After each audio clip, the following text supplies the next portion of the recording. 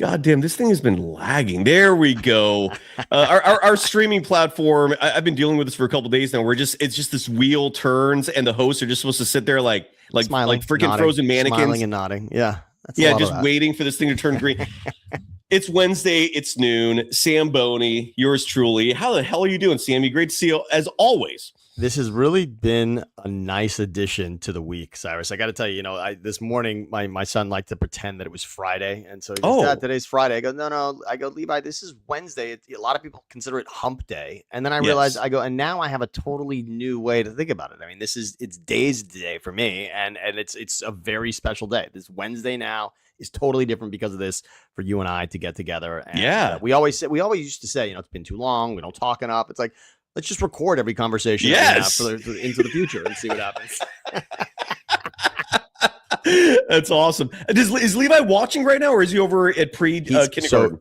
So he is currently potentially like in a timeout in a corner on a plastic chair, but otherwise he would be here watching. He loves it. In fact, he does shows. If you scroll enough through my IG, you'll see Levi actually doing some of these. He gets on the mic. He says, "Daddy, I want to do a show." I've seen clips, and he's brilliant. I don't know if you're gonna hold him back from getting into this industry, which might be wise. I don't know, but you're the dad, not me. Exactly. I always felt like if I had kids, the last thing I'd push them to do is what I do. Like I'd be like, do the opposite. Just there's a lot of that, but then again, there's one part of it though. There's one part of it that I'm proud of here, and I will say, if you've got a little bit of a dream towards doing something, and even if dipping your toe is only recording it and putting on YouTube, whatever, do it. Just do it. Don't you dare go through life thinking I might have done something like this. Yeah. Don't ever get it out there. Social media changes it, right? We all sort of have our own show now, no matter what, because you just turn that camera around and all of a sudden you feel like you're doing a show. So that's different. But if you've got an inkling that other people should hear all the nonsense that you're spewing, go ahead and try it. Throw it out there and see what the response is at least once. So for Levi, do that.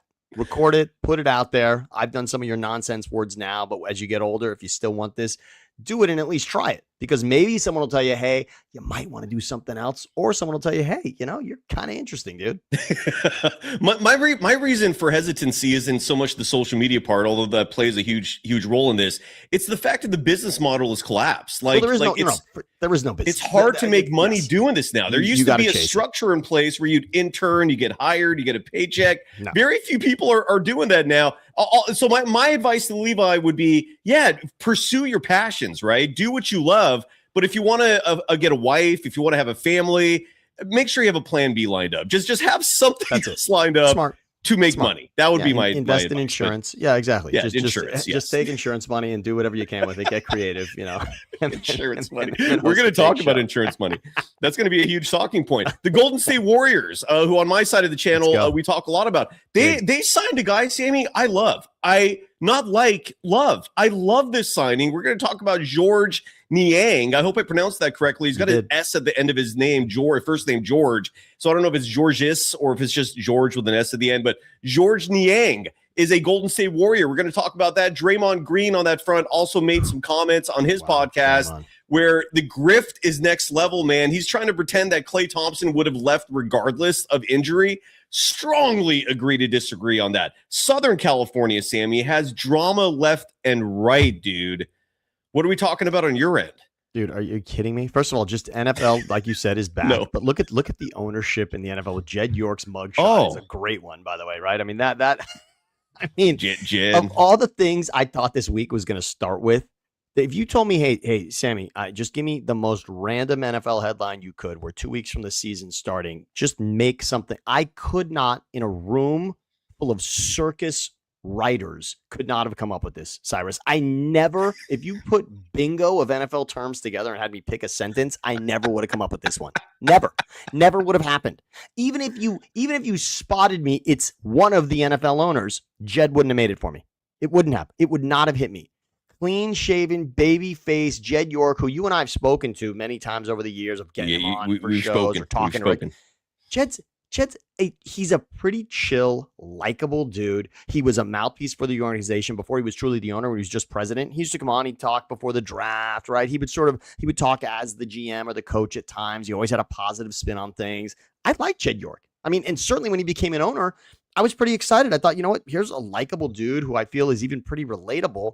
Not that this makes him less relatable. It probably makes him more relatable, but it's just stunning to me that it happened to him, that he got caught.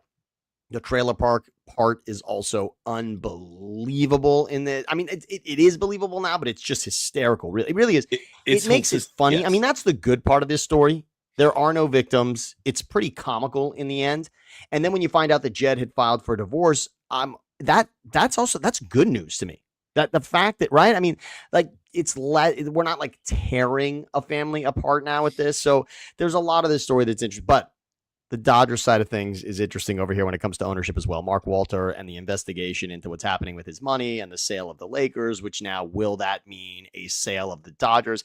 Everybody here in SoCal is now wondering what's going to happen. So much so that Stan Kasten had to answer real questions about whether or not the team's going to be sold. He did a pretty good job of just saying no, but that doesn't mean the question's not going to remain. It's going to. I mean, this is beyond, like, this isn't Pablo Torre investigating. No. This is Security Commission investigation. This is real. This is the right? government. Like, this is like real forensic investigation of dollars. And we'll get into some of this later, Cyrus. But the mistake that they I mean, there's just, it's interesting. And I don't usually care like who owns the team, whatever. The Dodgers though makes it so much interesting because of specifically the amount of money they're spending money, and every other team in baseball is saying, whoa, how did you do it? Where did you get that? Why are you able to do it and we can't? Well, if the money's not legit, then obviously this is going to bring up some questions. Well, and again, he flipped the Lakers, a 9-month to 10-month ownership, flips it for $2.5 billion on that dollars. $2.5 billion. I mean.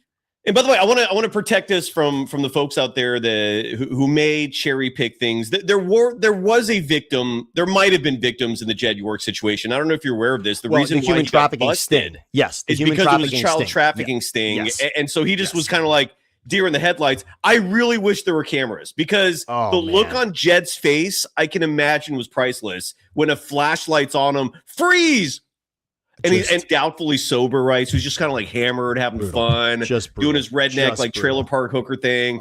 He's like, "Come on here, I'm Jed," and then all of a sudden, like police just dude, like there needs to be camera footage of this. I hope it comes out. Me. Yeah, I was just visiting. I'm just visiting a friend.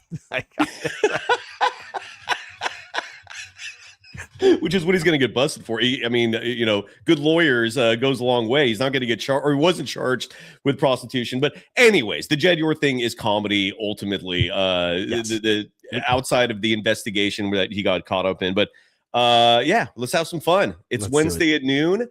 That's when we do this.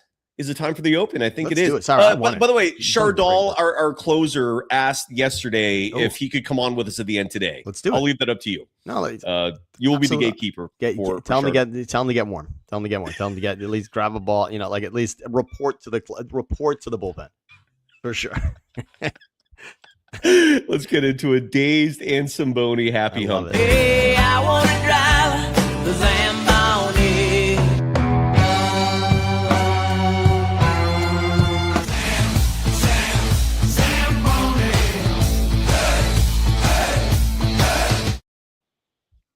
Yeah.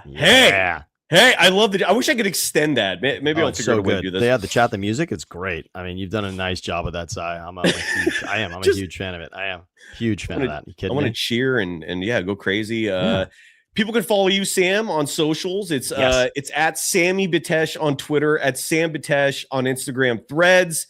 I'm a little more tricky at Surf Journalist on the Twitter scene, at Dog Wild on Threads and Instagram, where you can find me far more often. In the program on both platforms at Golden Days Pod. Does Samboni Show? You're on YouTube, obviously, at Samboni Show. Does Samboni Show have a separate presence, or do you encompass the whole thing? So right now it's all me. At Samboni Show on YouTube is where you can find us. So that's the YouTube page, at Samboni Show. And then, like you said, Samboni doesn't live anywhere else as far as socials goes, because you got at Sammy Betesh, at Sam Betesh. That's it. But yes, I am. My good friends now call me Samboni. That's it. I'm Samboni. It's a Levi introduced me to somebody at his school as Samboni. So I said, okay, that's official. That's as official as I can get. So it's beautiful. No, it's fantastic. Yeah, I love that. And again, the Samboni Show is where you can subscribe. Golden Dazers, please do so. Just it takes 2 seconds to subscribe to Samboni. At a bare minimum, just get him over the hump so we can start monetizing that thing if he's not already. We're almost there. Come on, you're almost there. Yeah, you're getting close. FanDuel is one of the two organizations funding this operation, powering this program. And Sam, I'm at the FanDuel Sportsbook right now. One thing that I love they're doing. So you've heard about over-unders in terms of win totals. And this extends to all sports, right? You can bet on how many wins a team will get over the entirety of a season. What FanDuel is doing here, besides wins for OUs, is seeding.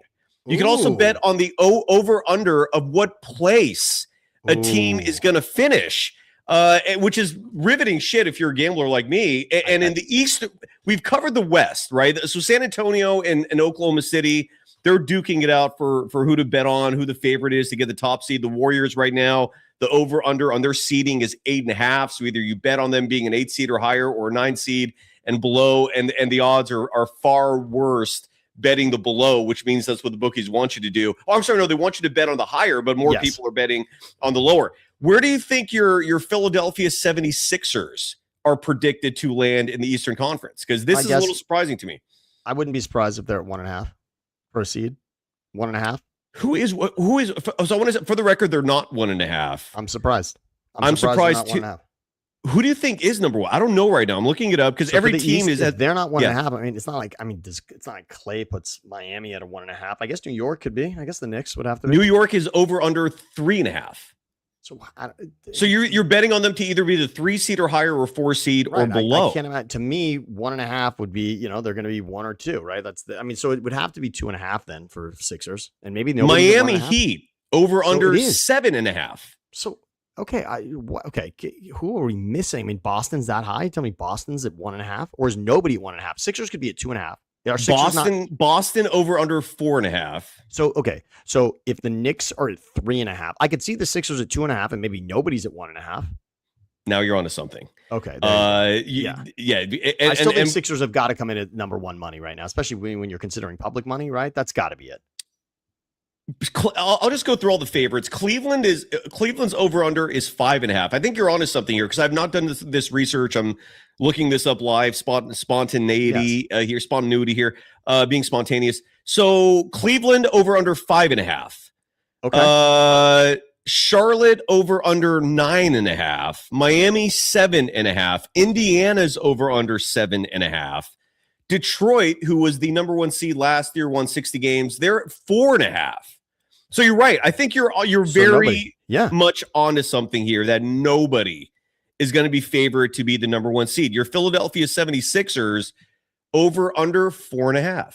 So Knicks ahead of Sixers. I'm surprised by one. Okay, but still, I'm surprised by that. I would think that the off-season money would be on Philly, and I could see that changing. I could see those flip-flopping. I could see a lot of money coming in on Philly and not necessarily the Knicks. Not like people have the Knicks locked in as a repeat champion here or even a representative in the East. I think that's going to change, and I'm shocked that it wasn't 2.5 or 1.5. And so you're telling me it goes Knicks, Sixers, and then it is Celtics at that point, and Cavs. And then the Cavs are 5.5. The Miami's at 7.5. That's a good bet. That's a good bet. I'm on that. I agree. The over on that's a good bet. I think I'm Philly, on the over that.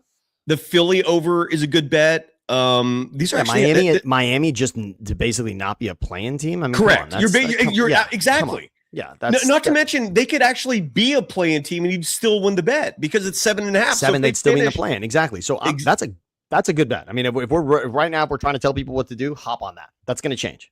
That's crazy. Yeah, that is crazy. I mean, just stack it in your head. I don't understand. I mean, Detroit obviously is in that mix. I just don't understand though. That doesn't make a lot of sense to me.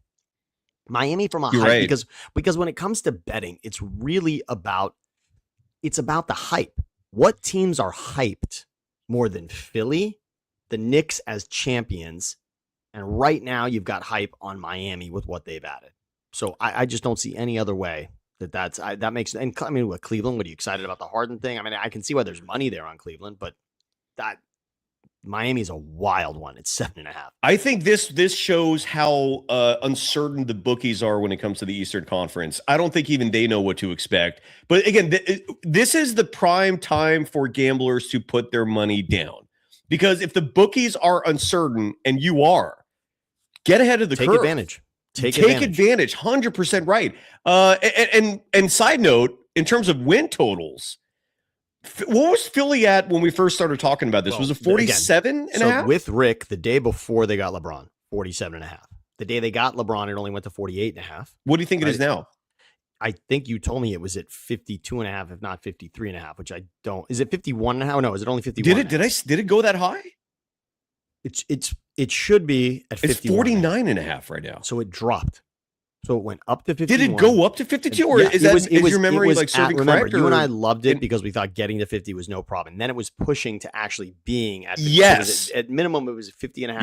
You're right. So it did move above 50. So if it's 49.5 again, it went down. So it went down. What is going on there, dude? You can win. This is crazy. I remember last offseason, my boy Mark Haynes and I were long overdue for a collab. Yes, we're pushing people, guaranteeing that Detroit and the over was a lock. And I think that over under last year was like 44.5. It was one of the most easiest bets you could have made. Crush that. Yeah. Anybody who bet that over, you had that locked in like December.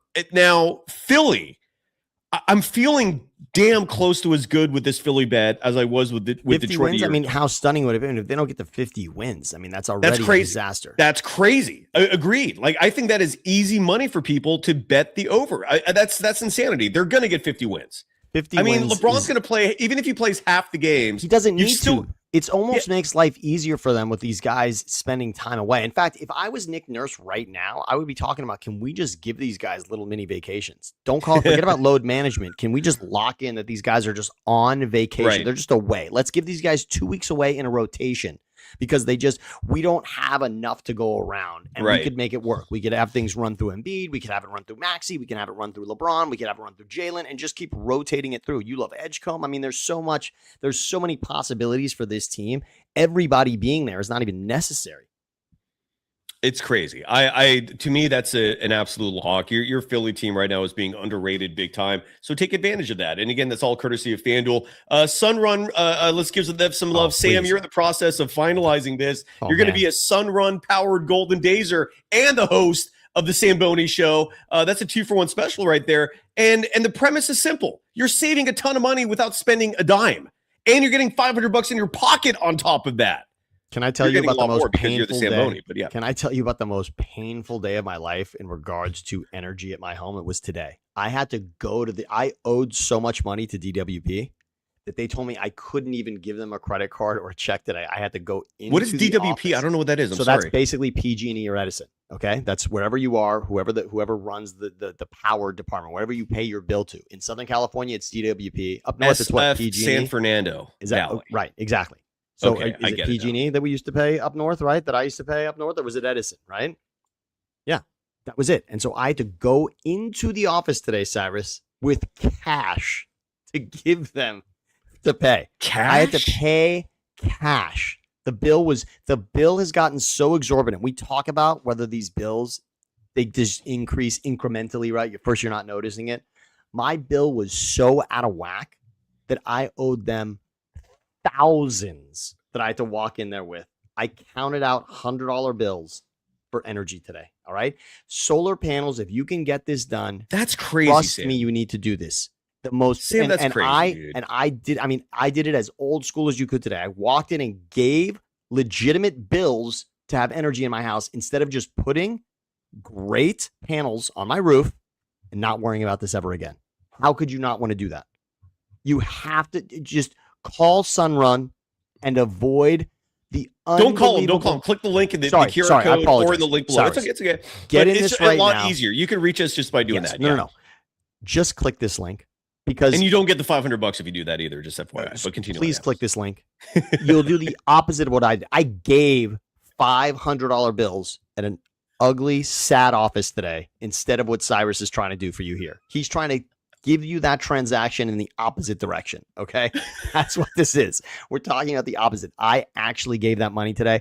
I was crying coming out of there. Legitimately a tear rolled down my face. I mean, how painful is that? When's the last time you paid a bill in person? That's what I had to do for the end, because that's how outrageous the bill is here in Southern California.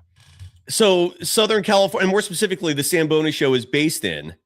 Well, God damn it. I had to ruin that for myself. I hit the mute button. Sweet life out in Southern California's beautiful San Fernando Valley. Yeah, the beautiful. It's charming. It so is. And Cyrus, you've spent some incredible days here with me. Slept on your couch. I don't know how many nights. Your comfy couch, very good. Yes, and then your brother's bed sometimes. And exactly, we have crushed sometimes here in the SFV, as we call it. So the bottom line is, and Gravy, you're asking me in the chat how many panels. I've actually been talking to our guy Horace about how many I need. So this is important, Gravy, because I actually was with a solar company before that didn't give me enough panels. So here's the real garbage part of my story about walking in and paying them today. Is that I actually have panels that are not giving me enough energy. The company that did this before Sunrun was so backward that they didn't even give me enough panels. If you get the proper amount of panels, you never have to pay for electricity. That's crazy, again. dude. You never have to pay for electricity again. Yeah. This one got it's like $100 give or take on average. But that's it. And Sunrun has come in specifically and said, Sam, we are going to take advantage of the panels you have, but then give you the proper amount so that it will drop to what you were originally sold on. So Gravy, get on this. I'm just telling you right now, Gravy. Unreal. Check that QR right now. And all you have to do is just give the bill and they're going to figure it out for you. They're going to know with the bill exactly what you need. They're going to figure out the math so they know how many panels that you have to have. And this is going to work for you. Just don't end up in the situation I did, which is legitimately the power company called me and said, you need to come here with cash or we're shutting your power off. Dude, and that's life ends at that point. Like your home is worthless at that point. What do I tell my son, right? What do I tell my son? We don't have power. Daddy couldn't get enough cash today. As opposed to just getting the QR code from Sunrun and showing Levi in the backyard, hey, all of our power comes right there from our roof. He's going to think I'm a scientist. He's going to be like, my dad figured out the biggest cheat code in life. As opposed to we're lighting candles and we're getting takeout and we're going to eat in the dark with candles. And dad's going to go to the office and pay them in cash tomorrow. Yeah, great. Kidding me? Cash. I cannot believe it. God, dude. I'm telling you right now, it was the most embarrassing thing that's ever happened to me. That's and again, click that QR code, click the link below, and save yourself. And by the way, Gravy, I've talked to Horace. I've talked to Horace about this. It's beyond panels even. So you have 21 panels. I get it. No, there's actually another circuit that Sunrun can get into. They give that instead of panels. There's also alternate technology now associated with this that Horace can do. I can't remember if it's called a switch or something else, but he is going to figure this out for you. Yeah. Trust me. And again, Horace, who joins me every Monday, sorry, like some flyers. Horace, who joins me every Monday, like he's the guy who will take care of you. Like that's what's crazy. Former New York Yankee, New York Met, Horace Lawrence, who joins me every Monday for Power Hour. He's the guy who's going to set you up. You also get direct access to this program as well. There's a lot of perks that come with this for no money.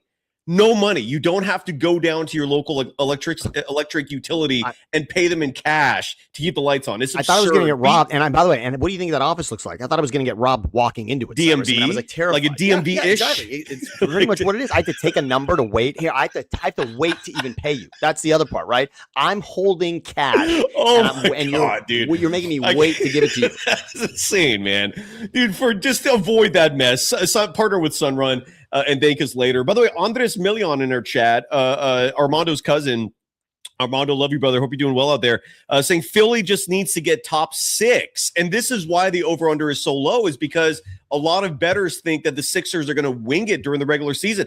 And Andres, I get the logic of that. My pushback for why I still think the over is a borderline lock. I'm not ready to say lock yet, but I feel damn good about it, is because Jaylen Brown is still in his 20s, and he lets Boston practically on his back to 56 wins last year. You've got Tyrese Maxey, who's young. You got VJ Edgecombe, who's only in his second damn year. Yeah. And he's Dylan Harper level good. I still think that is an easy ass bet. If anything, the load management of Nick Nurse being applied to players like LeBron James, maybe even Jaylen Brown, definitely a Joel Embiid, it's going to open doors for these younger players. Anthony Simons, VJ Edgecombe, Tyrese Maxey, like these guys are going to blow up. I'm very much looking forward to Philly, and I think they're going to kick some ass. Now, the Warriors, real quick here, because we haven't even touched on George Niang. And again, I need to figure out if the S is silent in the name George. It's a weird one, Sam. It is. An S at the end? Is it George? Have you missed him, Cyrus? You said how excited you were about adding Niang, and so am I. But we both at least admit that we both forgot this guy was gone. We haven't brought up his name because he didn't play last season. Correct. He had a fractured, I believe, fourth metacarpal bone in one of his feet. I forgot which one. Knocked him out the entire year. Great reporting by New San Francisco Chronicle beat reporter Luca something. I forgot his last name. I think Luca Evans. Just got hired, and I'm going to hopefully bring him on the show soon. Might be the first beat reporter the Warriors have had in ages. Great. Who actually follows journalistic integrity as a practice to implement. He likes to ask hard questions. He wants to get the truth. That's what I want from my reporter. So Luca hopefully is going to come on soon. And what he revealed in his reporting pertaining to the two signings, Brandon Williams and George Niang. The Brandon Williams signing we covered a bit yesterday because that happened early. And then the Niang signing happened later in the afternoon. We didn't get a chance to cover that.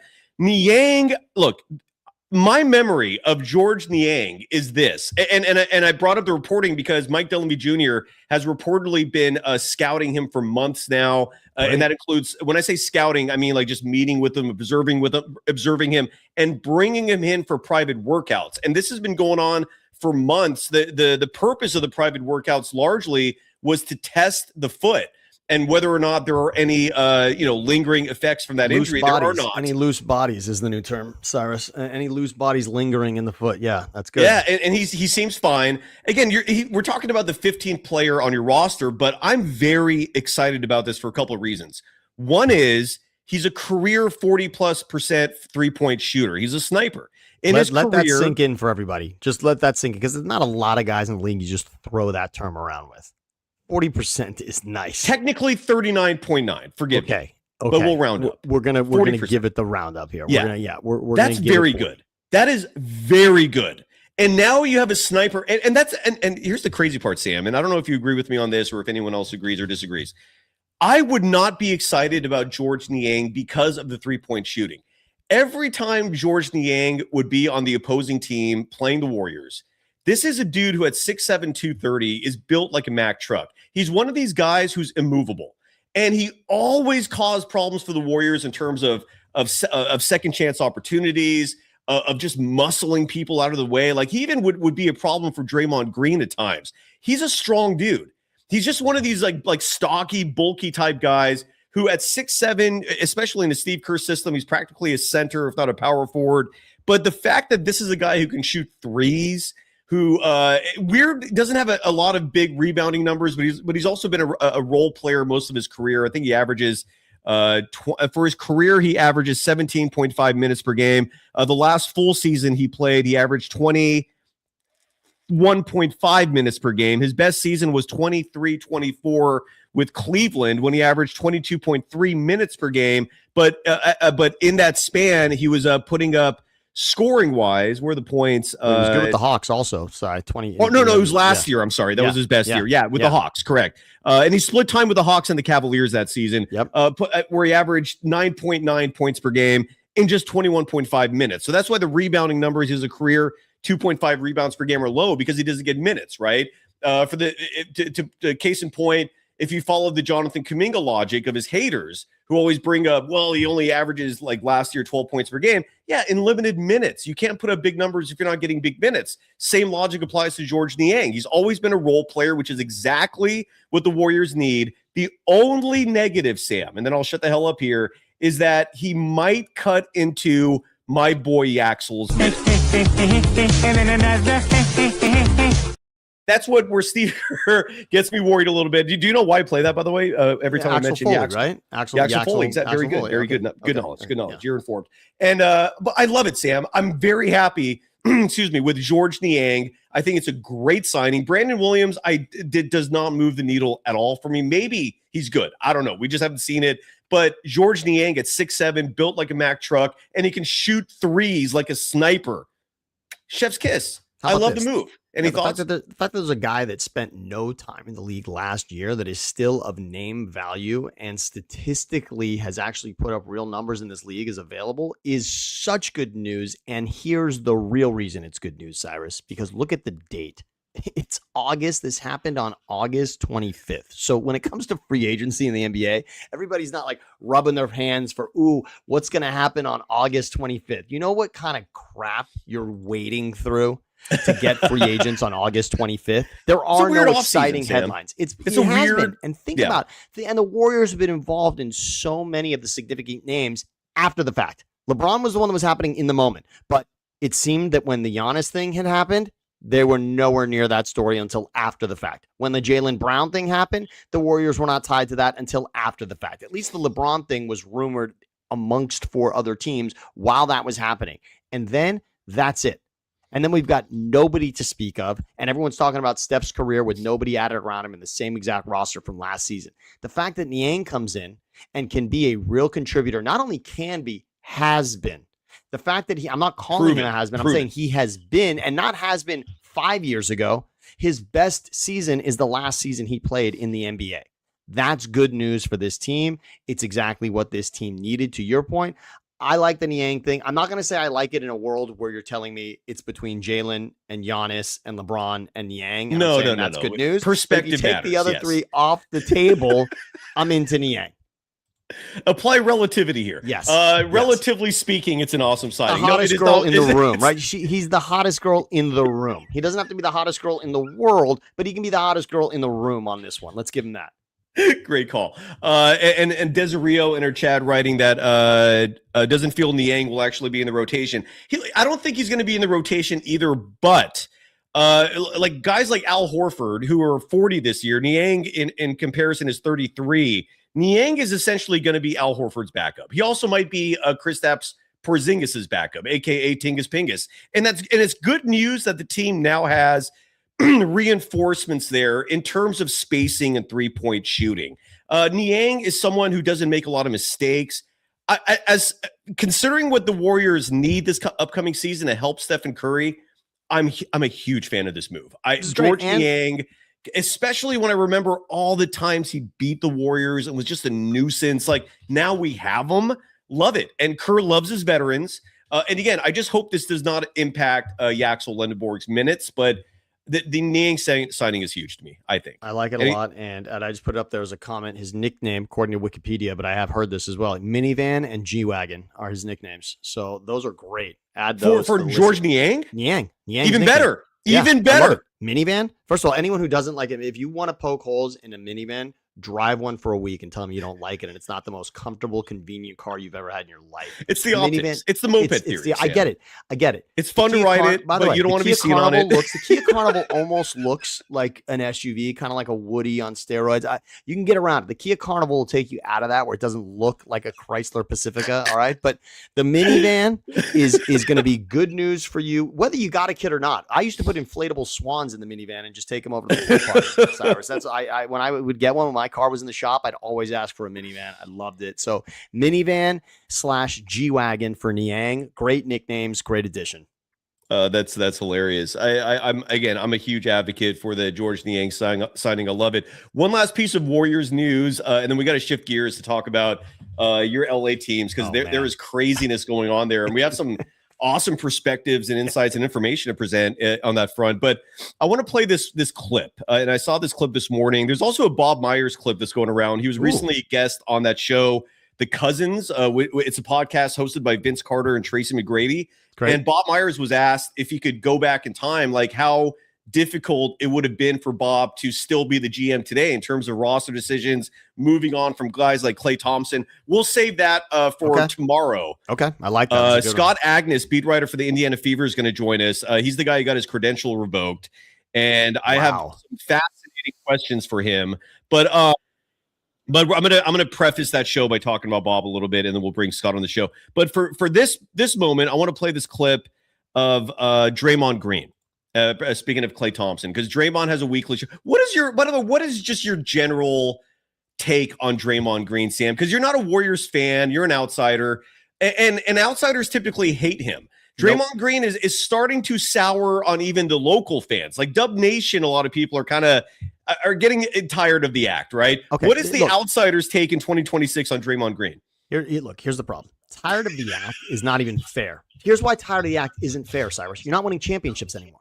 So anything beyond 2022 that Draymond does is now taken. Now the grain of salt is gone, right? Like now you don't have the spoonful of sugar is not going down with who Draymond is, right? Draymond winning championships, of course, is worth all that you could have, right? No matter what he says, it's at the price of winning at the ultimate level. Now that you don't have that, there's another perspective.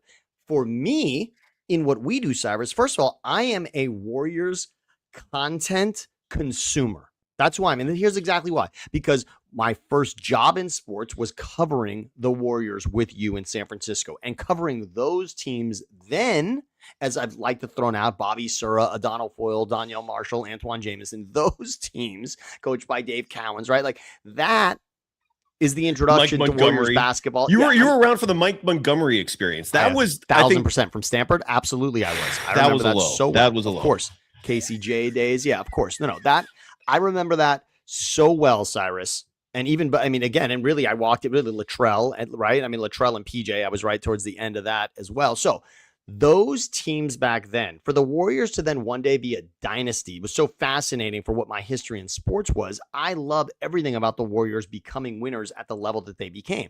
Draymond, a huge part of that. And considering what you and I do now in sports, which is basically host podcasts and share our opinion, the fact that Draymond's side hustle, just like you and I, is hosting a podcast. I mean, I kind of love that and I respect it. Not to mention, it's also teamed up with a guy I respect a hell of a lot and used to work with, and Colin Cowherd, a guy that I consider a friend. And a lot of my dear friends work closely on the show, with the show, close to it. So I'm actually one of the people out there. Draymond, please keep giving it to me. To get honest opinions from guys in the midst of their playing career, I am all for that. Not to mention, Draymond is tied to such interesting people, right? To have the relationship he does with LeBron, to have the love and hate relationship with Kevin Durant the way that he does, and to be tied to the superstar Hall of Famers that I watched and enjoyed winning championships with these Warriors. I love what Draymond brings to the table. I even love his ties to Tom Izzo. I mean, everything about Draymond is fascinating to me. And when he speaks, I think this is an opportunity to get inside the brain of a guy. This would be the equivalent of having Rodman host a podcast during his run with the Bulls. I mean, would that have been interesting? Yeah, that would have been fucking interesting. I would have listened to that. I would watch everything that he had going on with that. Does Colin still have, is Draymond's show still a part of Colin's network? Because Colin had his own podcast network, but I think Volume Sports. Let's go. It's because Volume is under Colin. And Draymond now is, right? Yeah. Or he still is. He was one of the very first hosts under Colin's network. He was. But anyway, so Draymond until Green, October 25. Yeah, so until last year. All right. Gotcha. So now he's independent. But again, I love in other words, the genesis of that was that. Right now he's with Odyssey, but originally him creating that was with Colin and that whole team. All my guys that worked at Volume that are really dear friends of mine, they helped build Draymond into this. So congratulations. And so much so that he was able to leave to another one to leverage it into something else. I mean, of all of us that are on here doing podcasts, I mean, Draymond's clearly making money at it. And every former athlete doesn't just make money on this. You got to be compelling to people. And by the way, having a following or being somebody in the world doesn't even guarantee you any of that. So correct. Congratulations. 100% right. You need people to subscribe and like and consume. And Draymond's getting that. So I respect that. Because by the way, Cyrus, how many NBA first of all, how many former NBA players can't show up for an assignment in the media? There's plenty of those guys. Trust me, we've worked with a lot of them. It's tough. All right. And how many current NBA players are going to show up every week at a certain time to do something? It's difficult. It takes more than just showing up, and you need more than just the guy. You need people behind the scenes to do this as well. Congrats to Draymond for doing that. I'm all for him finding the time to do this and enjoying it, and also getting great people to be on the show with him. And every time Draymond talks, I'm interested in it. Whether I agree or not doesn't even matter. It's interesting. He says interesting shit. The fact that he split from Cowherd's podcast network last year makes me wonder if the Baron Davis split was also involved in that, because Baron Davis for a little while was Draymond's co-host, and then just one day, poof, just gone, and we never got an explanation for that. Makes me wonder if it was a network thing. Anyway, so Draymond Green, and side note, he far more popular with his peers than perception indicates. Like you mentioned that him and Durant have this love-hate. There is no hate, actually. It's just like him and KD are very close. It was just that one game in 2017, 18, or whatever, 19, in LA when the Warriors played the Clippers, and Draymond just kind of, freaked out late in the game. But that happened because they all knew Kevin Durant was already out. He was upset he was leaving. He was already out. Was upset that he was leaving. Yes. Yeah, and Draymond is very authentic, sometimes to a fault. And in that case, just had enough. But those two are actually very tight. And anyway, so Draymond, he's at that stage of his career, however, just like any athlete at the end, it typically is not pretty. Rodman was doing the podcast, like the premise you presented, but it was in 2003 when he was still on the Lakers or wherever, whatever. Who I don't even know. After Rodman the Bulls, he went to the Spurs, I think. No, Rodman had an interesting run there at the end. At the end, yeah. So it would be like if Rodman was doing the podcast at that point in his career. Yes. People might kind of start getting a little tired of the act. Finished with Mavs, but Lakers and Mavs side. Lakers and Mavs, yeah. And anyway, so and it didn't work out. Well, anyway, so Draymond brought up Klay Thompson, his former teammate, and the part of this that to me is a wild take is that he thinks Klay Thompson would have left the Warriors had he not gotten injured in the 2019 NBA Finals. He thinks Klay would have eventually moved on to have his own team, to be the number one option on his own team. And I find that to be utterly ridiculous. I don't think there's a chance in hell Klay Thompson had that level of ego where he thought, that was not his mentality. I don't know why Dre's saying this. I think it's partly to defend his organization, given Klay spurned them and doesn't want to come back. Here is Draymond Green, though, talking about Klay Thompson wanting to leave and form his own team had he not gotten injured in the 2019 NBA Finals. The funny part about saying Klay Thompson couldn't be a number one option is this. Reggie Miller was a number one option, was a very, very, very extremely successful basketball player. He was a number one option. So you mean to tell me if Klay Thompson left the Golden State Warriors, he couldn't be a number one option, but Reggie Miller could? It's blasphemous. What I will also say is highly likely that after the 2019 playoffs, Klay Thompson was going to lead the Golden State Warriors and go be a number one option somewhere. Highly likely. Then he got hurt, and so he stayed. Now, I found it interesting when I saw they said Klay going to Miami, and I was like, oh, that Heat culture thing. I don't know how that's going to work for Klay because Klay moves to the beat of his own drum. It's no maliciousness to it. It's just who Klay is, and I want to see how that fits into Heat culture stuff. And so I'm looking forward to seeing how that happened. But right on cue, late to the introductory press conference, that is Klay Thompson. But one thing I do want to say is, let's stop acting like 2017 Klay is going to Miami. I wish sports media would speak to it more like when Ray Allen went to Miami. Okay, a lot to unpack there. Starting with the fact that I didn't know Klay Thompson was late to his introductory press conference. That's fine. By the way, is there a current NBA player? What, you think there's a current NBA player that has showed up and what is waiting on other people? Do you think that, could you picture a world in which Klay Thompson shows up and is like, guys, we're going to give everyone a few more minutes to file in here, right? Klay's the first one on the Zoom. Like, let's not start the meeting yet, guys. I still hear some more dings. This was in person. I know that. Of course it was. I'm joking about everyone's been on a Zoom where you're like, let's wait. And ding, ding, ding. Hello, hey guys. Hi, how are you? How was your weekend? Everyone's just waiting around and Klay's like, we'll get started in a few minutes here, everybody. Are you kidding me? He's supposed to be late. But you're right. Press conference, especially like the Warriors, when they have press. I've sat there and waited for like 3 hours one time. He's supposed to be late. He's the only guy that's supposed to be late. That's I just thought that was funny that Klay did that. But to me, I don't know why there was a discussion about Klay being a number one option to begin with. I don't know. I think it's about the fact that he joins Miami. It's like, what is the reaction? Like, what does Miami do now? Like, now that Klay is joining this team, what does it mean? That's probably where Draymond. But it's obviously he's like a Ray Allen. I guess like Dre's trying to make a case like that's some original idea. Is that not what everyone's thinking with Klay Thompson going to Miami? Are people thinking he's still a number one guy at this point in his career? I don't get that part of it. Of course he's Ray Allen. And of course that's the role he's taking. And think about it on that team, right? Whereas Klay on that particular team. Yes, Giannis, right? Bam, Wiggins, I don't know who else. Davion Mitchell. That's about the extent. Okay, fine. They You got don't need Mbappe. Topic, That's already more than anyone needs. Just give me Giannis and Bam, and let's end it. Right? Like he's clearly not the guy on that team. Okay, and nobody expected that. But the fact, by the way, dial it back. Where do you see at what point in Clay's career? So there's two questions here, Cyrus. Would Clay, at a point in his career, been the guy somewhere? So in other words, could he have been? Forget about whether Clay would have wanted it, which I think is what you're arguing most, right? Like personality, and I'm saying he just no. doesn't feel like that guy, and I agree with you on that. Yeah. But is there a point in his career where he could have been that guy? Not should have, but could have. On a bad team, yes. Okay. On a team that is competing for titles, no. Okay, but I do want to just bring up two things. There's still a term, Game 6 Clay. Yeah. That's 2016. So that's the 2016 postseason.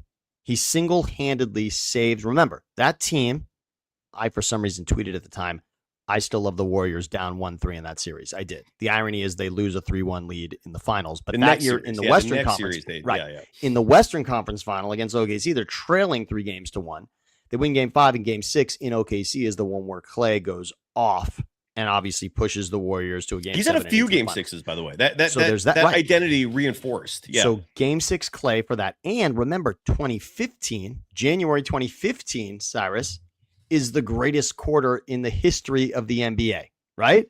The greatest quarter for anyone scoring in the history of the NBA belongs to Klay Thompson. So postseason Sleepy Floyd, regular season Klay Thompson. Yes. Both Warriors. This is not Klay Thompson riding coattails. Those are two that stand on him alone. So there is the notion you could talk yourself into Klay doing. Now, of course, he's doing it on a team with Hall of Famers, but that's Klay, and Klay does a fairly individual thing, right? I mean, Klay, yes, is part of a team, but what he's doing out of his hand, I mean, he scores, and it feels very much like Klay's skill is lending itself most of that. So I'm going to say that like right then, right? Like 2016, 17, I could see that. I'm not like 18, 19, 20, no, but like right in that moment with those fresh on my mind, I could see it. In terms of perception, 100%. In reality, Klay, in terms of his personal wants and desires, not whether or not he could carry a team. In reality, Klay pictured being a Splash Brother for life. Klay did not ever have any desire of doing anything in the NBA besides playing alongside Stephen Curry in that backcourt and raining threes. The ultimate, the goal, the plan was in terms of the long-term picture for the dynasty, like no one envisioned him suffering two horrific injuries, torn ACL in the NBA Finals, torn Achilles in a workout in Southern California nearly a year later as he's working himself back into shape. And had those injuries not occurred, Klay would have been a 1B to Steph's 1A for the 2020s. So he would have been in essence like not the number one guy, but a number two guy on a perennial title contender. And that's still badass, man. And that is what the plan was. And then the two injuries happen. He eventually comes back. He briefly regains his form. Perfect timing for another title run. Had another Game 6 moment during that title run in the postseason against Memphis. He had a Game 6 performance that was borderline masterful. But and then the story sadly ends because another reason Klay considered himself a Warriors lifer was he thought Steve Kerr loved him. And then he learns in 2024, that Kerr was planning on benching him and moving and having Brandon. It wasn't the benching part that I think ultimately was egregious in all this, because he had to accept that at a certain point in his career, he was not going to always be a top option, always a starter. But what peeved him, and I think justifiably so, and a few people in the chat are bringing this up as well, is that Brandon Podziemski was the guy that Steve Kerr was going to replace him with. Speaking of outside perspective, Sam, what is your outside perspective on Brandon Podziemski and Steve Kerr's like insane love affair for him? This is a guy that gets minutes, a shitload of minutes. Here's the easiest thing I can say.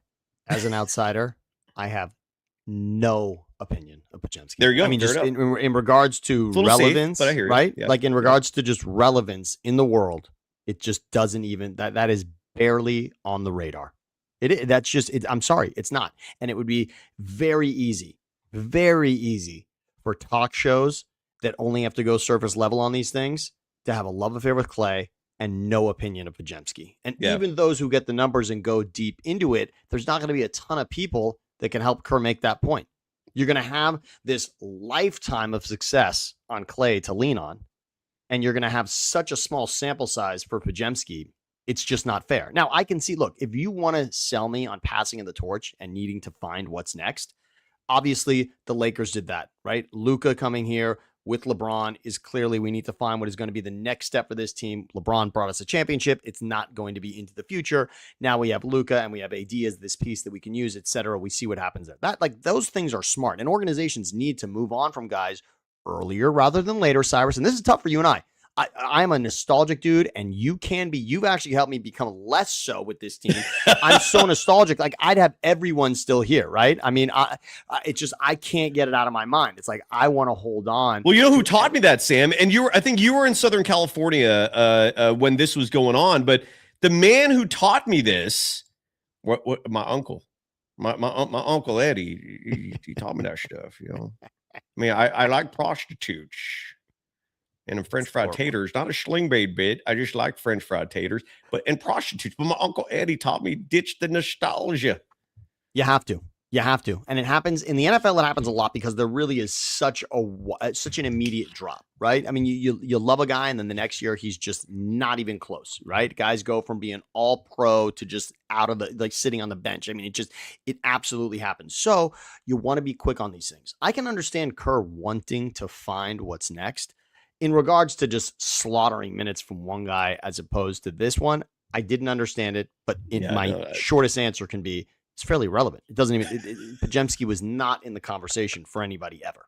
I'm going to do a show one day. I'm writing the column right now because people. I love that people are clamoring for this. I don't write much anymore these days. They used to be my primary skills. You were great, primary sir, journalist. duties. You were absolutely. Was a writer, and now I hate it. But I guess I always hated it, but I didn't mind it so much before. Now I mind it a lot. But I'm writing a column, and the column is when Steve Kerr's gut went wrong.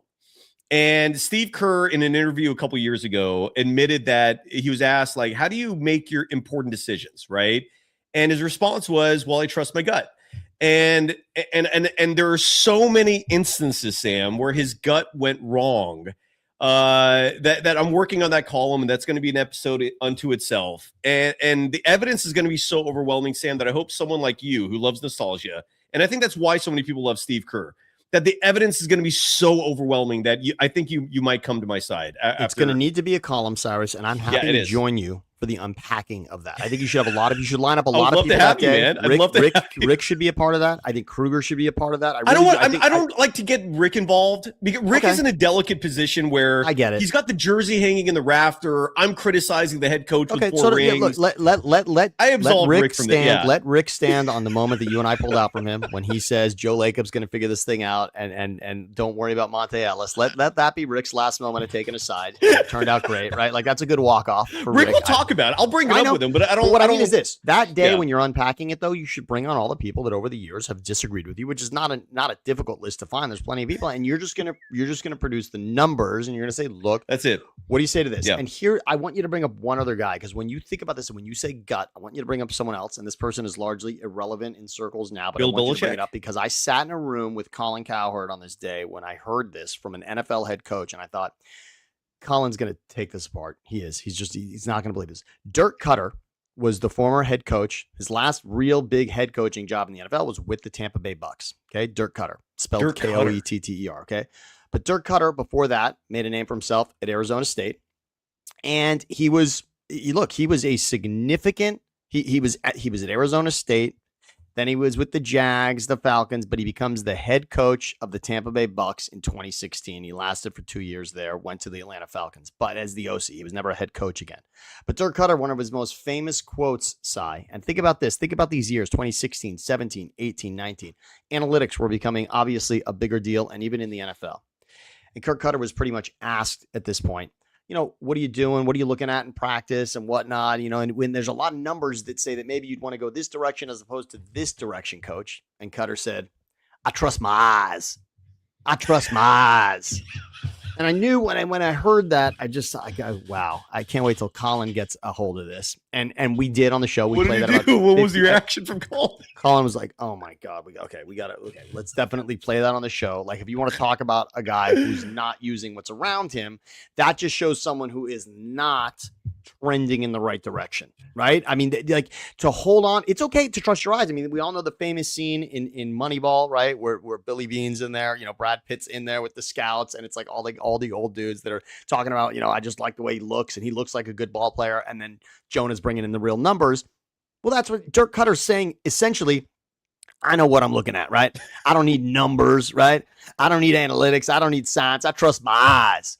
So anytime somebody says that, and I'm on the other side of you with Steve Kerr on most of these, but I'm not a big trust my gut guys. Same. When there's so much information there. Same. And not to mention you have other people to rely on. And Dirk Cutter, if that analogy, I think, would be even more apropos if Dirk Cutter was saying that while playing O lineman who weighed 275 pounds. I want to find I'm going to go back and try to find what it was. It mattered in Tampa at the time. It was like between two things, and he was, I trust my eyes. This was pre-Tom Brady, I'm guessing, right? Correct. Yeah, Very. Yeah. Oh, Dirk. Yeah. No, this is. And by the way, dynasties that lasted.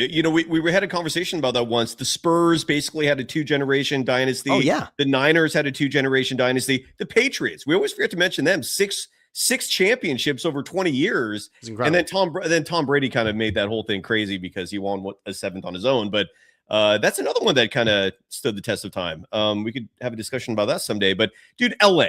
Let's talk about your teams in Los Angeles because please. And I don't know how much time you have left here. No, let's do it. We can go another 25 minutes here. 25. Okay. I hope that's enough time. Yes. What are people down there saying about, because the Mark Walter thing, I was listening to a podcast recently that did a fantastic breakdown on insurance companies, because and this is an important topic or important subject specifically to bring up, because Mark Walter, who just flipped the Lakers after owning them for 9-10 months for $2.5 billion in profit, but the money that he got to buy the Lakers in the first place from Jeannie Buss, to buy the Dodgers 15 plus years ago approximately, came apparently from his holdings, which are insurance companies. Like, he has this parent company within them, or a bunch of smaller insurance companies, and the way he's funding these operations is he's taking the money that the average person puts in: home insurance, car insurance, life insurance. And this money is sitting there waiting for emergencies so that it can help people out who need it. Thus the whole, the meaning of the word insurance. Well, waiting for people to die, really. I mean, look, someone dies and then you got to pay out. That's or a home burns down, and then you got to rebuild it. Other insurance, right? Yeah. There's life insurance and then there's home insurance, right? Exactly.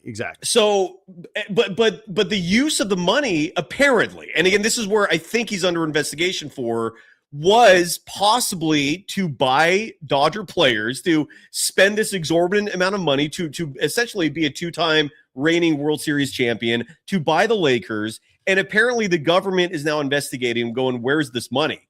And that's supposed to be sitting there for the people who need it when that time comes. And that's why apparently he flipped the Lakers as fast as he did, so he can show the government the money's right here. What are you talking about? You need cash? I got cash. I got 12 billion. Here you go. Yeah. Cash. We got plenty of cash. Apparently what's going on, and it brings up a lot of interesting debates about, is it ethical to use insurance money that should be sitting there in some sort of fund, I imagine, appreciating it? Now, look, ownership of teams, that's an appreciation. That might actually be a damn good investment. Well, you could certainly leverage. If I can leverage take it my away, house in Van Nuys for a loan on a car, then certainly you could leverage the Los Angeles Lakers or the Los Angeles Dodgers for something, right? I mean, that's going to be future earnings in some way, no matter what. Much like LeBron, because LeBron's name was brought up today, but LeBron had gotten a $300 million loan years ago from Mark Walter's company. And at the time, and they were looking into it now, is that odd? But again, LeBron could leverage all of his future, even just endorsement dollars, on $300 million. That's easy. That's easy for him to show. So it is not that hard to show. But let's go into this. There was a great story that was done recently, and I was looking into this, and it was about Mark Walter and everything that really went into this, and it was from the Washington Post. And I tried to parse from this the pieces that are going to be really easy to digest. All right. And I just want you to hear this, because there is a part of this that is totally feasible and happens all the time. Loaned policyholders money. You loan that money from policyholders to other companies and you plan to collect the interest, that is a legitimate form of investing in regards to insurance dollars. Okay. So that part, just understand that's legal. That happens all the time.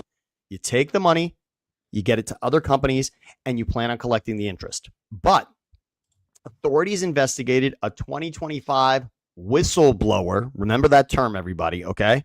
So somebody essentially calls the hotline, the complaint line, and says, I want you to look at this because it doesn't look right to me. Okay. They found that many more of those other companies than the ones that were disclosed were actually tied to Walter. And that presented a conflict of interest. Okay. So at that point, here's where it gets interesting. Delaware Life, one of the insurance companies, had initially reported to the government that 3% of the loans were to affiliated entities. But after an internal investigation, the company admitted that it was actually 42%, not 3%, but 42% of the loans went to affiliated entities. And that amounts to $17 billion. That's the discrepancy, a $17 billion discrepancy. So now what happened is Walter has to come up with the cash to get the improper loans off the books. Technically by the end of the year, I'm sure there's a grace period, but the Lakers' $12.5 billion certainly helps with that. And here's what another forensic accountant from the Department of Justice said. He's scrambling to get money back. Yes. Because the teams are not liquid investments. He needs the money to put back into the insurance companies so those don't collapse.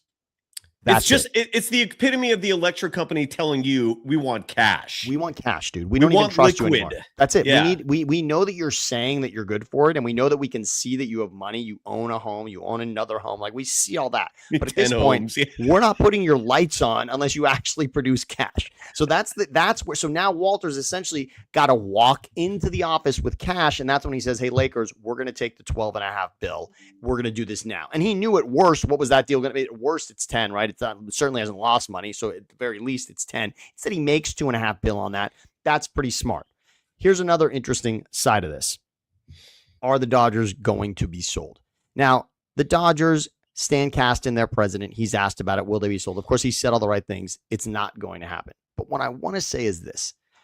The interesting part of this for Major League Baseball is I'm fine with this. I've told you, I like that there's a villain or a hero and everyone knows the Dodgers are on top and that's the team you're going for. And anyone who can beat them, good luck. But we can all root for or root against this very one particular thing.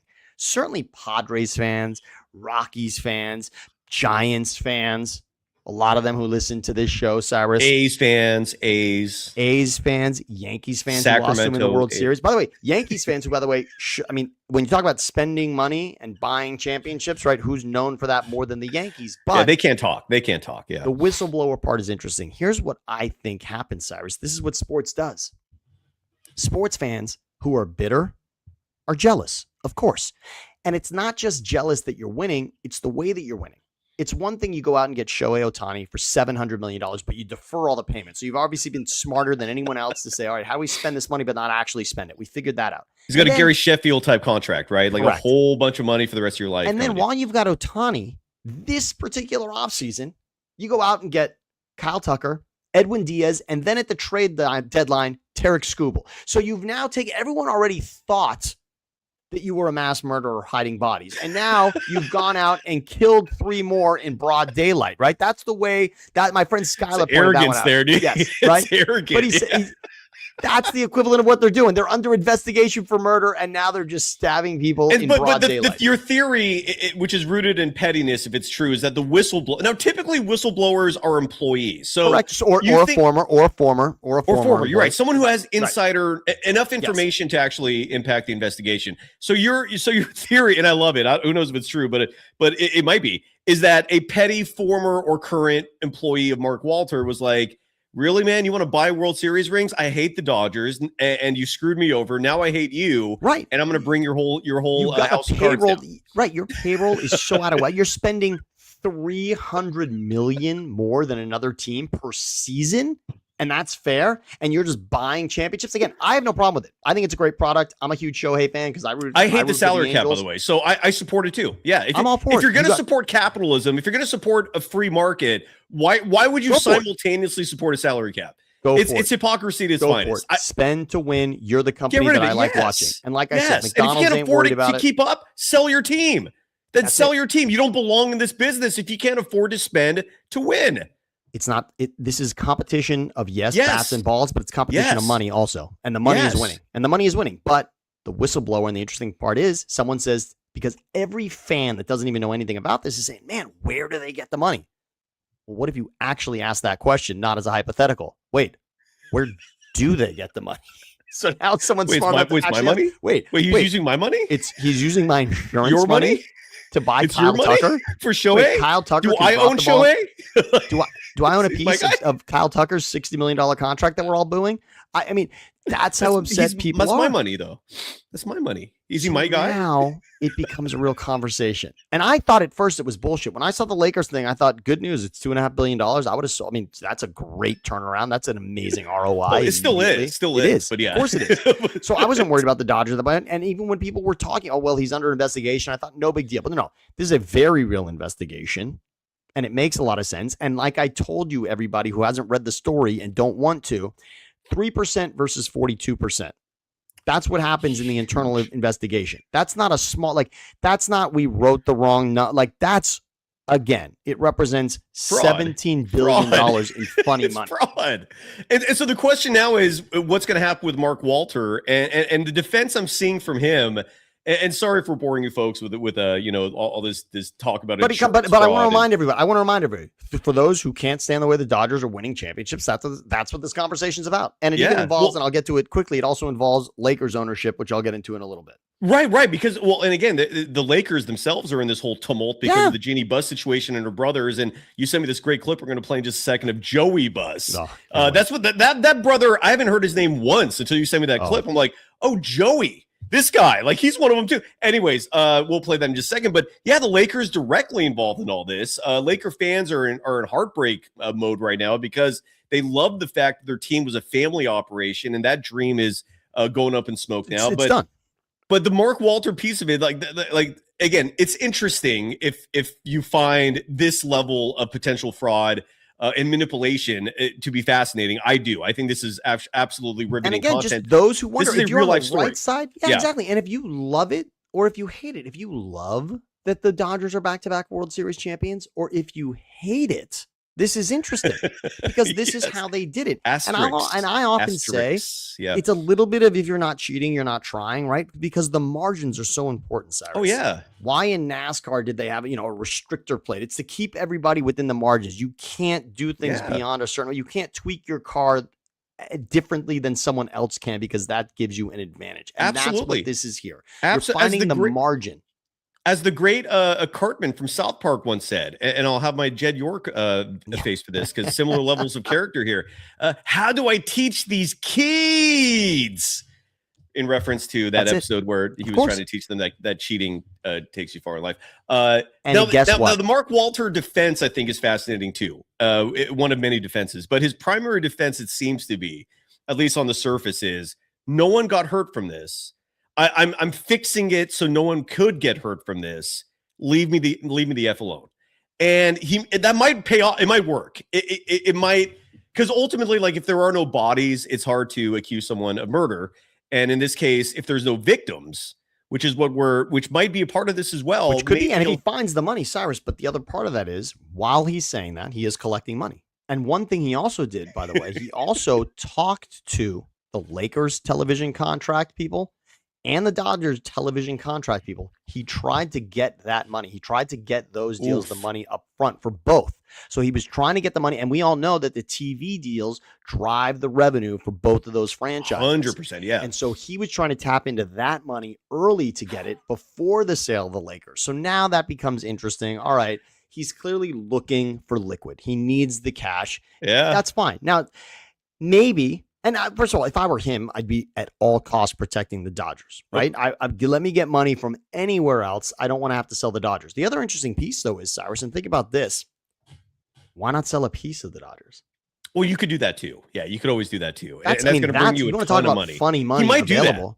He might do that. It wouldn't surprise me if he did. Give somebody 5%, which gives them no right to really say anything at exactly. all. Exactly. You're partial ownership is a funny thing because you're essentially giving all this money to get good seats. It's a donation and access to the club and whatever. Like you're not. And if they sell, dude, it's buying chocolate bars for an elementary school. It's bullshit. It's total bullshit. It's a funny thing. Like if you're just like if somebody decides like, oh, we sold 25% of the Warriors to this hedge fund guy. All he's really getting is courtside seats and an invitation to the most exclusive club in Chase Center. But that's it. I mean, you could sell it at some point, and then the value you can get your money back, and then some. Yes. But you're not actually getting. And as we have found out with the Lakers sale, the most recent one, it also keeps you in contention to be governor of the team. You can run the team, right? If you have 50% or more, you can run the team. And I don't know what it is in Major League Baseball, but at least we've all understood now that in the NBA. 15% gives you minimum access to becoming a governor of the team, which is what Jeannie Buss technically still is for the Lakers. Now, she's in fighting regards for that, to one other interesting piece of this involving the Buss family is the Padres have new owners, for those that don't know. And the reason I bring up the Padres is for a couple of reasons. Number one, the number one potential for a whistleblower in this whole thing. I know that you think the Giants are the number one, certainly the number one rival for the Dodgers. And in many ways they have been, but I would say recently the Padres just have this little brother complex about the Dodgers. They just so competitively, the Padres are more of a rival than the Giants. Recently, just recently, that has been the case. And the Manny Machado thing made it a little more like stabbed in there, right? Machado comes over. He's rented by the Dodgers for half a season. He signs the big contract with the Padres in the offseason. So there's a little bit of that, and he gets booed mercilessly when he's at Dodger Stadium. So the Machado thing keeps it alive a little bit. Now, what's fascinating about it is the Padres now have new ownership, and I don't know if you have a clip of the new owner. So I do. Kwanzaa. Okay, so it's a couple. Right here. Yeah, just play this for a second. So, and just to add some context, this is is she and the husband co-owners? Husband and wife. But on paper, is she technically a co-owner or is she the wife of the owner? Co-owner. Co-owner. Okay, so the Padres, and this ties into the Warriors as well because Joe Lacob wanted to buy the Padres. Yes. He lost out to this gentleman and his wife, who if you're watching this on YouTube, you can see her still frame right there. We're going to play this video in a second. And he is a hedge fund type guy from Puerto Rico. Same name as this famous Puerto Rican singer, but no relation apparently, or supposedly. But so it's this hedge fund manager and his wife. This is the wife. She is an actual owner of a professional sports franchise. And let's listen to her. We're going to win. We're going to win. We're going to win and win it all. We hope it's sooner rather than later. We were saving up for a long time. We had a lot of dry powder, and we're like, you know what? This is the place. When we are all in, and you all heard the song as we walked in, we are all in. It's not lip service. I did ask. I was like, well, say it. Come on. You're going to come to the studio and put some vocals down. And he said, I don't think that's a good idea. I mean, it's plenty right there, and this is the husband. And congratulations to them, Cyrus. Certainly. Congratulations to them. And Kwanzaa, what an incredible soundbite. We gonna win it all, and I certainly hope they do. I want to remind everyone the Padres are one of 5 franchises in Major League Baseball to never have won the World Series. So we gonna win it all is quite a lot. Okay, so they'll need to do that. So they've got that chip where they're in a division with the Dodgers. The Dodgers are beating them every season. Yes. A couple of seasons ago, I believe it was in 22, the Dodgers actually lost to the Padres in the divisional round. That was when then the Phillies, Bryce Harper, the big home run against the Padres in the NLCS to take them to the World Series. But again, the Padres did not win the World Series that year either when they beat the Dodgers in the playoffs. So there's a major thorn in the side for Padre fans. So these Padres now, they got the new owners there, which is hysterical enough. And guess what? They just sold 5% to the Buss family. So the Padres are now owned by Kwanzaa and her husband that we just showed you there, and Joey and Jesse Buss. And by the way, I just want to remind Joey and Jesse Buss are the younger brothers. Okay, so the top 4, let me just lay out the 6 before we play this. So there's Jeannie and Janie. Now, Jeannie, everyone knows because she's still technically the governor of the Lakers. But real quick, what do you think's going to happen there? Just quick opinion. Like, is Jeannie going to keep it or do the brothers have a stronger case?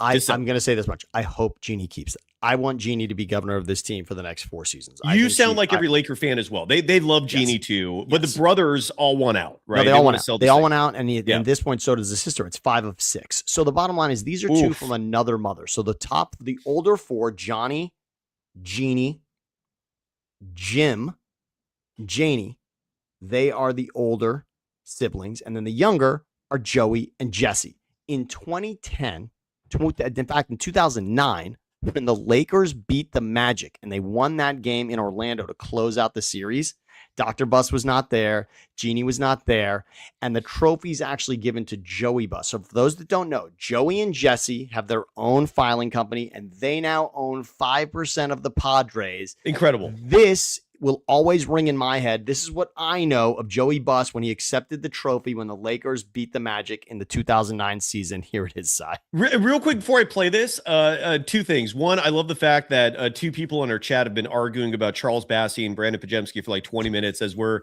doing a show comedy. Just within everything going on, there's just 2 people in the chat that have this I love it. This argument. I love it too. And why wasn't Jeannie or Dr. Buss there? It's a great question. And I don't know. Now, Jerry at this point was ill. He was old and sick, maybe? Yeah, okay. Exactly. And it was again, this game was on the road, right? It wasn't in LA. This game's in Orlando. And Jeannie's a sweet woman. Like it wouldn't surprise me if she was like, little bro, I'm going to give this to you. Correct. Correct. Maybe that's what happened. Who the hell knows? But I love the hats, by the way, too. I love hats with that little, the beat down look on it, like a fisherman's hat. But apparently I'm reading here that he wanted to be in a private hotel room. He didn't want to make it a public spectacle to be there, but I can't imagine. So Joey Buss stepped in and accepted. So this is Joey Buss. Kobe Bryant, rest in peace. His birthday was just the other day in this clip as well. This was following the 2009 NBA championship. The Lakers winning it. Joey Buss, who's now a partial owner of the San Diego Padres. Will Vagina. This one means a lot. The fans stuck with us through thick and thin. This is the 15th one that we have as a family. We have 2 more to go to meet Boston Celtics.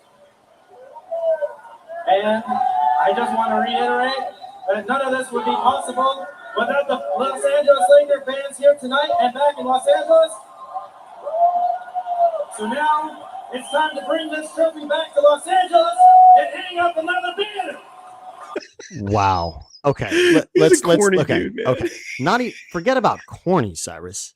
I mean, that is not the sentence of someone who speaks every day to people. I mean, that is an unbelievable 2 away from Boston Celtics. What are you talking about? And to the fans in Los Angeles, and we're going to take the trophy back to, what? Cyrus, that is not okay. Cyrus, that sounds like the vernacular of someone who mostly speaks to help. That is not okay at all. And by the way, and again, just have some sense of where you're in Orlando, by the way, right? So no one's happy at this point. I mean, right? Just get it to Phil Jackson or Kobe as quickly as possible. This is for you, the players, right? Anything. My dad, just whatever you can do at that point. And we're 2 away from Boston Celtics. I mean, it is painful to listen to. So that is Joey. He's not even the youngest. Jesse's younger than him. Joey and Jesse are the younger ones. And again, they're the stepchildren. So Jerry had 4 kids with Joanne, and then he had 2 more. The half children. Yes, yeah. They're the half kids. But half siblings. Frankly, guess what? The whole dynasty, all of Jerry Buss, the whole thing falls to them in the end because it actually goes to those who live on, all of the shares go to whoever. So, and there's a wide gap. There's 20 years between them and the older 4 siblings. So watch out. That's what it is. So Jeannie, Janie, Johnny, and Jim are on top, and then Joey and Jesse. So those 2 now, Joey and Jesse, are your new owners in San Diego. And it's just so interesting that think about that. So that is the vernacular of someone who doesn't say much besides another cocktail, clean, please, drink, hungry. Really, that's the speech pattern there. That's what it reminds me of. Clean bed, toilet. I'm guessing Lakers. Cyrus, this isn't even okay. You tell me OKC wins with 1 championship and they're who's going to talk and no. The Lakers Oh, and the my Bus God. family represented by Joey there. That is so Joey is essentially, if you watch Running Point, yes. Joe is essentially that younger brother that they just learn about in the first season who was working in the arena, right? But he's like half Spanish and anyway, so that's him. That's Joey. That's Joey's here's character. What's interesting. So Cyrus, I have been so locked into Legacy, which is a show on Hulu. It is a documentary about the Lakers and about the Lakers winning championships. It takes it all the way through them winning it in 2020. It's the whole history. It's Kareem and Worthy. It's all of Jerry's ownership. And it's got and again, it's got interviews with everybody. You hear from Joey, Jesse, Jeannie, Jim, Johnny. Jerry's voice is in it. Jerry West is all over it. Phil Jackson's in it. Shaq. Derek Fisher, Brian Shaw, Rick Fox. Again, you hear from Kareem and Magic as if it's happening now. Bob McAdoo's in it. Paul Westhead's in it. Pat Riley. It is so good. Everybody, yeah. And if you want to learn about the drama that's happening with the Lakers right now, that's what you got to do. That's the history lesson right there, and you will know where the rifts are and why it's so fucking weird. Petty. It's a shame how petty but it it is. makes sense for anyone who's got a little bit of a sibling rivalry or has had a riff with an uncle or a parent. You will understand. Watch that show if you want to know what money and opportunity does. And for those of you that love the show Succession, all of it's tied into this. It's so fascinating to see it. And Joey and Jesse now, think about it. Their sister basically fired them last year. When the Walter deal went through, Jeannie fired Janie, her sister, fired Joey and Jesse as well. What was Janie doing? Janie runs like special events and whatnot for them. She does. She's been a part of it too. She has. And when you're going to learn it all. I mean, Legacy, you really kind of to understand what they're all doing within it. It's worth your time so much. I mean, for those that don't remember, the older brother Johnny ran the Sparks through their back-to-back championships as well. Jim, we know, Jeannie fired Jim. Jim was running the front office. He was the GM. He was the assistant to Jerry West. When Jerry West left, then Jim assumes the general manager role. Along with, because Mitch Kupchak's there as well, and Jim and Kupchak are running things because it's Mitch who steps in for Jerry, but Jim then has more of a role. Jeannie fires Jim in 2017, but in justifiably, by the way, that was along with John Black, who a lot of us have a history. Well, the John Black things. I mean, our boy Raymond Ritter, that was his mentor essentially. Yes. So he has a million stories for us about John Black, legendary PR guy. But look, when you butcher that many number 2 picks in the draft consecutively, and your team just goes to complete shit, which it did. I mean, I don't think Laker fans were pushing back on that, right? But it did create a rift that led to this. And again, the show that I'm watching and that you all should, Legacy, for those that want to know more about the Lakers, love them or hate them, by the way. It's a great show. Love them or hate them. Trust me. If you love hoops and the NBA, this stuff is fast. That's the history. I mean, first of all, the Lakers are the history. The Lakers are riddled through the history of the 80s, 90s, and 2000s. You can't deny that, right? So it's just, I mean, you're going to see your team represented in this in some way. And what's really interesting is, what the first guy that fucked it up, Cyrus, I know we're talking about Lonzo and Ingram, right? We're talking about those and D'Angelo and Randall, all of that, right? And Randall, right? But Andrew Bynum, it was Bynum that was the real fissure. Jim loved Andrew Bynum, and that created a huge rift, even with Phil Jackson, who wasn't convinced, and Jerry West, like that. I mean, look, Bynum was serviceable, and they won 2 championships with him as a center. But long term, his body was breaking down. You could not. And there was a little bit of proof of that beforehand. At least that's at least how it comes out in the show. The bottom line is it's done so well. But my point today is Joey and Jesse, think about it. All the siblings are so upset that Jeannie was the only one that stayed. So Jeannie stays, they're all gone. So it becomes that, they're all pissed about it. And so now they want to get out of it. They want to stick it to Jeannie that we're going to get out and sell so you can't even be governor. And then these 2 brothers who were also fired a year ago say, you know what? We're starting our own holdings company. And now we're going to be in ownership. And so, you know what? Good for them to give it a shot. Those 2 younger brothers, I think, also own some teams in Europe. They're doing some shit there with sports. But it's family drama, and it's all first world problems. None of these people are suffering. It's just literally petty, like vindictiveness and sibling rivalry at its ugliest. Siblings should love each other. They should not be at their throats like these siblings are. But I don't blame Jeannie. And look, Dr. Buss, I think he wanted to give this team to his sons, but his sons were so incompetent, and Jeannie was the smart one. It made the choice, easy for him to ultimately give her all the power. But yeah, it's ugly right now, man. And I feel pretty interesting. It is interesting. Really You're interesting. absolutely right, I hope Jeannie sticks around. You know, I can imagine that the only ownership that we'll have is Jesse and Joey, who we just played you the clip of. I couldn't imagine that Jesse and Joey will be the only ones in sports ownership. That would be wild. It would be. We got to run here every Wednesday at noon. It's Days and Samboni. Real fast in the chat. Jack Bauer wrote, why didn't the Warriors get in on Benedict Mathurin, who signed today with the New Orleans Pelicans? We'll talk about that tomorrow. But yeah, I'm with you. It is what it is. The Warriors did not get him. New Orleans did. Do you have a thought on that? Yeah, go ahead. Sorry. No, not at all. I just think, again, I'm okay. I'll just go back to the Niang thing. I'm happy with the Niang thing. It makes perfect sense. And as long as, again, I mean, obviously with everything, it's how are you recovering from an injury? And we'll see that. But this is good for Dunleavy. Needed one. Like, let's let this ride out. We can let's tie Dunleavy to this and see what happens now. I'm okay. And that seems like a safe bet. Yeah, and let's grab the good news when it comes, because it's not. And by the way, another one. By the way, Mike Dunleavy is in that documentary also. Remember, Mike Dunleavy, who was the beginning of that dynasty with Shaq and Kobe, was right through Dunleavy's Trailblazers, and Dunleavy was also coach of the Lakers. Dunleavy was coach of the Lakers before that, so Dunleavy had a role. He was coach of the Lakers through that run, and then they beat him in that famous Game 7 through Scottie Pippen and Dunleavy. Crazy. And Jack Bauer also writing that Pajemski has the wingspan of Danny DeVito. I had to include that before we go, because that is so freaking funny. Deserves a rim shot. Yes. There we go. And we're done. Sam, love you. We're back next week. Love it. Are we done? Are we out? Let's do it. That's it. Beautiful. I love you, everybody. Thanks, everybody.